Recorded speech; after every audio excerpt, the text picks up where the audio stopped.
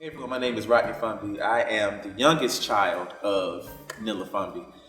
Every year on the anniversary of her passing, I always like to make some kind of tribute, some kind of video or picture tribute to my mother. And today, September 3rd, marks 13 years since she's passed. This year I want to do something a little different. I want to go more in depth and let you hear a few people that knew my mother.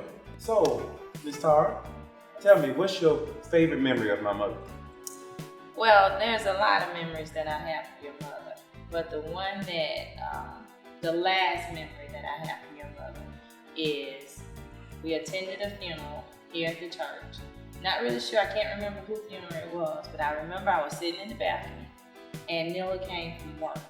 She had on her Honda uniform, and when she walked around to view the body, I said, look at Nila, just strutting in that white Honda uniform, you know, no matter what she had on or coming straight from work, she was still that strutting, So that's the last memory that I have of her. And she was a part of your wedding too. She was part of my wedding. She was a hostess. So tell me how that happened. Well, because she was always there, always willing to do any and everything to help somebody. So when I decided to get married, I asked her would she do it, and of course she said, sure I will. So I think it was her and Miss Kathy that were like the head hostesses. So yeah. So, Miss Dinah, tell me, what is your favorite memory of my mother? My most favorite memory of Miss Miller was when I told her I was carrying my first child. I was expecting the hellfire and brimstone speech, the you don't have no business having sex, which I did, and you know better, which I did, but her reaction was similar to my own mother's reaction, which was one of understanding. Don't get me wrong now, she didn't play no radio, so she let me know I was wrong, but she did it with such love and guidance, and I needed to hear that I wasn't the only one who had been in such a situation, and that's what I heard from her. I needed to hear that she still loved me and didn't see me any differently, and I got that. I needed to hear that everybody sins, and whether their sin was as obvious as mine or not, they still sin. And I got that from her. I didn't get judgment, I didn't get a speech, because there were plenty of people, of course, willing to tell me I was wrong, but she wasn't my mother. And she was also one of the first people to tell me, Bubbles, it ain't about you anymore.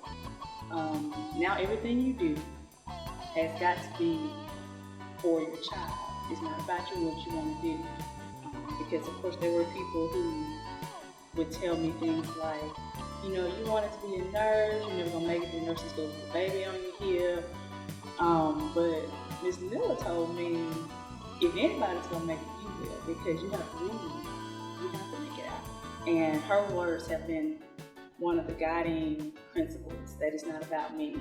She was one of the people who helped shape me into a selfless, caring mother. And not just for my children, for some of the other children in our community. And they'll tell you, Miss Bubba's gonna keep it real. And that's because Miss Miller kept it real. I just thank God for the opportunity to sow into some young women like she sowed into me, so I can be somebody's Miss Miller. Oh yeah. I don't know what y'all supposed to do. Yeah, you got to go there and get some training. Really enjoy that. There's a video. You gonna give me it? No, but You can zoom it back and forth with that right there.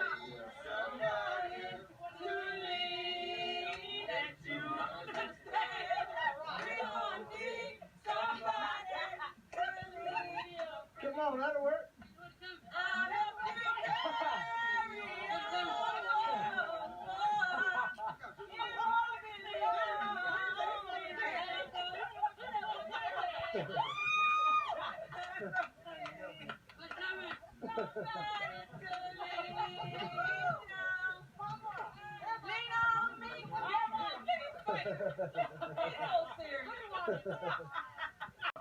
That's Steiner Lane. Mine was fine. They did get the last name right. Lily said, come on, look at the camera. They been running, they been trying to- You made me sick. You really made me sick. They gonna run. That's your little ready. That's my ready. That's your ready. Little ready is You said ready. That's ready. That was Tio. Ready. Oh, you can call it Mike. It was ready. Ready and partner.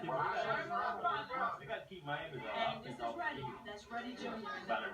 Did they just stop the rest of the run? Looks just like those. Daddy, Tell me, tell me, what are some of your favorite memories about Mom? One favorite memory is when we were getting married here at Thankful Baptist Church, and when it was time for us to get on our knees to say the prayer.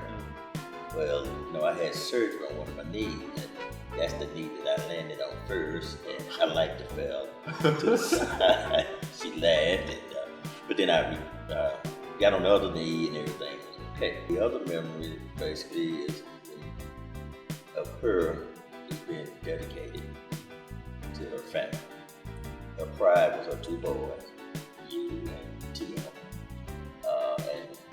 and myself, but that was the only time I guess that I had to come in second with her because her boys were first, which I didn't mind being a second in that case. And the biggest memory that I had of her, one of the biggest memories for the church here, was when her and Sonny Fayetteville started the Team for Christ.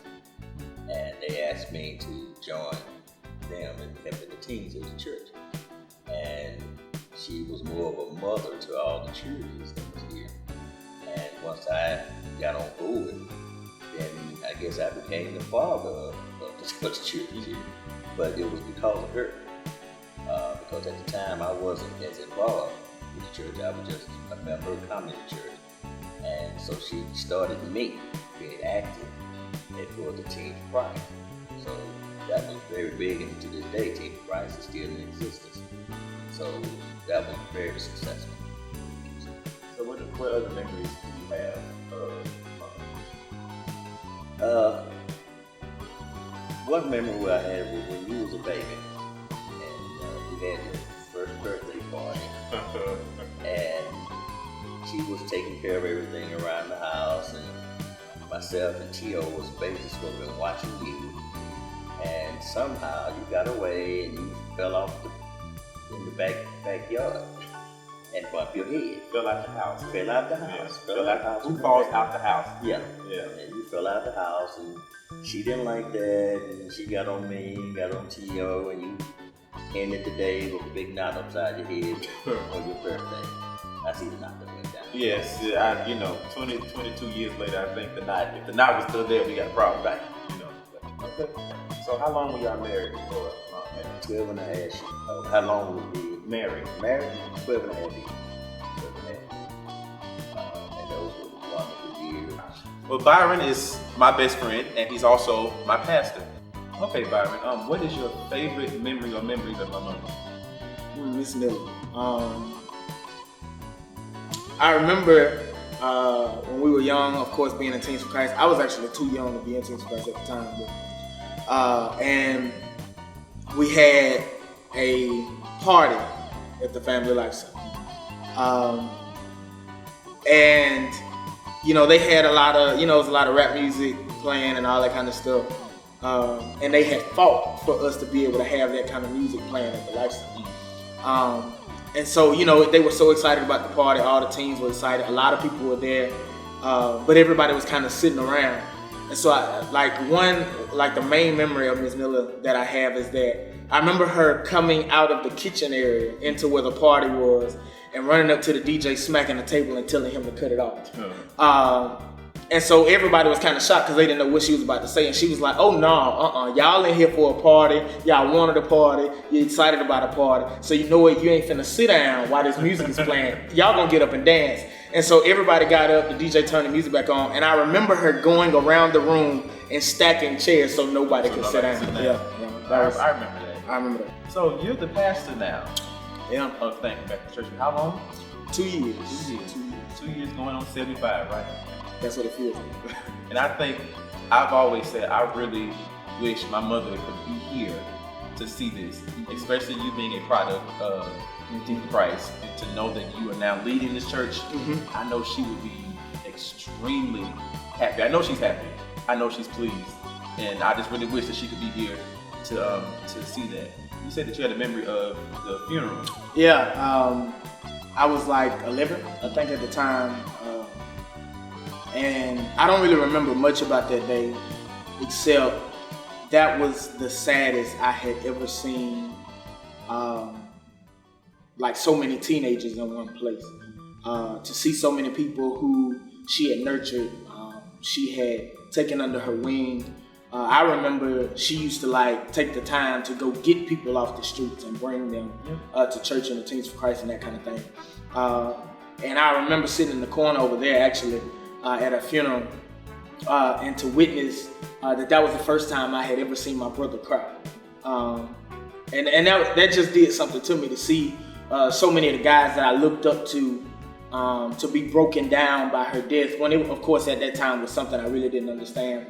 But to see the impact that she had on so many people's lives, it was crazy to see how everyone could be torn apart by losing her. My mother did a lot for a lot of people. Not only did she work at Honda, she got off work, she took care of my grandmother, she made sure everyone else in the community was fine, she helped the elderly, she did a lot of things for a lot of people. And I remember the nights where she would come home and she'd be real tired, but she always seemed to have just enough energy to come back and be the best mother in the world to me and the best wife in the world to my father. And those are memories that I will have forever in my mind and in my spirit. One more memory that I have of my mom. I started singing when I was 2 years old here at Thankful Baptist Church, and different churches around the area would invite me to sing. And we had a workshop at Bethel Baptist Church around the corner from here. And we were late getting there because Mama, she had ushered at church that Sunday. We always went to my grandparents after church, and we all came to Bethel. I went ahead and got in the choir. My mom and dad sat in the back of the church because we had gotten there late, like I said. And I had to sing. The song was Hold On, Hold On, Change is Coming. That song, I had to sing that song. And as I was leading the song, I remember looking out at the church, and my mom had got out in the aisle, and she was walking down the aisle, and she was singing with me, and she was smiling, and she didn't care what anybody else was thinking because she had kicked the shoes off. She didn't care about what anybody else was thinking. All she cared about was the fact that her baby was up there singing. And before I knew it, she made her way from the back row down to the front row. And I'm singing like, Mama, what are you? I'm thinking like, Mom, what are you doing? But looking back on that kind of support, that kind of love, it's still felt to this day. I still reap the benefits of that support and that love. Even though she's not here physically, I still feel her presence, and I still feel that support and that love and that hand on my back pushing me to keep going when I want to stop. And I thank God for that. My mother was a selfless person. So much so that she almost lost her life to give me mine. Before my mother conceived with me, she miscarried with a baby. It was a girl. And she always wanted a girl. She had 2 boys, but she always wanted a girl. She miscarried with a child before me. The doctors told her and my father that it would be risky business for them to try and to have another child. They'd already had my brother Tio before me, so my father was like, well, we got Tio, we're fine. If we want more kids, we can adopt. You know, my mother, I guess from what my father was saying, was like, okay, until they found out that she was pregnant with me. My father was happy, but he was scared at the same time because he didn't want to lose my mother at the risk of bringing a child into the world. So she carried me to term, and at the point of birth, it was difficult. The doctors pretty much told my father that he had to make a choice. He had to choose between bringing a child into this world and losing his wife, or getting rid of the child and keeping his wife. But thanks be to God, both of us survived. But thank you everyone for watching. I hope that you were blessed and you were touched by this tribute. I want to thank my friend TJ who filmed this. I want to thank my friends, my family that came out and filmed. I want to thank everyone that prayed for my mother while she was here. I want to thank everyone that prayed for us in her absence. I just want to thank God, of course, for giving me the mother that I had. Nila is somebody, or I call her Mommy. Mommy was somebody that left an impact on this world that is still being felt to this day. Like I said earlier in the video, it's one thing to celebrate a life that was lived, but it's a whole different thing to celebrate a life that was impactful while it was lived. She had some big shoes to fill. I don't think anybody will ever be able to fill those shoes. But I thank God for the 40 years that God gave her to us. Thank you for watching, and God bless.